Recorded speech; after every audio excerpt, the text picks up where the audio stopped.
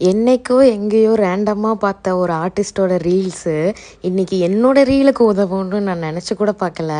Hi guys, this is Swathi mehndi, Tiruppur mehndi artist. Last vlog-ஓட continuity தான் இது. ஆக்சுவலாக லாஸ்ட் மெஹந்தி முடித்தோன்னே மழைன்னு கூட பார்க்காம அந்த மலையில் கடமை உணர்ச்சி தவறாமல் நான் கிளம்பி வந்துட்டேங்க. வரும்போதே நம்மளோட டீமை பிக் பண்ணிக்கிட்டேன். எப்படி நைஸ் பிடிக்கிறேன்னு பார்த்தீங்களா? 5 ஸ்டாரோட ஸ்வீட் சாப்பிடு ஸ்டார்ட் பண்ணு அப்படிங்கிற மாதிரி தாங்க. நம்மளும் கிளைண்ட்டோட வீட்டுக்கு ரீச் ஆகிட்டோம். கிளைண்ட் வேறையில் நம்ம ஜோஷிதா அண்ட் ரொம்ப கம்ஃபர்டபுளான ஒரு ஃபேமிலிங்க நமக்கு இவங்க.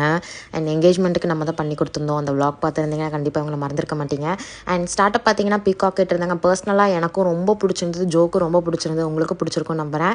அண்ட் பாமில் பார்த்தீங்கன்னா பெரிய இஷ்யூ என்னென்னா ரொம்ப ஸ்வெட் ஆகுங்க இவங்களுக்கு. ஸோ ஏசி போட்டு பார்த்தாச்சு, கண்ட்ரோல் ஆகலை. ஃபேனும் வச்சாச்சு, கண்ட்ரோல் ஆகலை. முடிஞ்ச அளவுக்கு அட்ஜஸ்ட் பண்ணி ஒரு சைடு முடிச்சிட்டோம். இன்னொரு பக்கம் நம்ம டீம் பார்த்தீங்கன்னா அவங்க ஃபேமிலி மெம்பர்ஸ், கெஸ்ட் எல்லாத்துக்குமே வந்து சூப்பராக பண்ணி கொடுத்துட்டு இருந்தாங்க. தென் நாங்கள் போயிட்டு இன்னொரு சைடு ஸ்டார்ட் பண்ணிட்டோம். ஸ்டார்ட் பண்ணுறப்ப தான் ரெஸ்ட்டு லோட்டஸ் பார்த்தீங்கன்னா சொத்தப்போ ஆரம்பிக்குது. அதே நம்ம அலி திரும்ப போடு அப்படின்னு போட ஆரம்பிச்சிட்டோம். அண்ட் பாமில் பார்த்தீங்கன்னா ரொம்ப ஹெவியாக ஸ்வெட் ஆக ஆரம்பிச்சிருச்சு. ஜோவும் லாஸ்ட் மினிட்ல டேஸ் நெருங்க பிரைடுக்கு நார்மலாக நர்வஸ் ஆக ஆரம்பிச்சிட்டாங்க.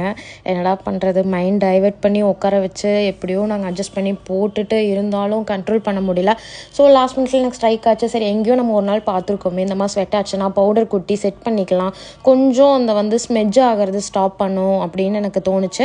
ஸோ பவுடர் கொஞ்சம் நம்ம வாங்கிட்டு வர சொல்லி அந்த பவுடரை நம்ம கொட்டி செட் பண்ணியாச்சுங்க.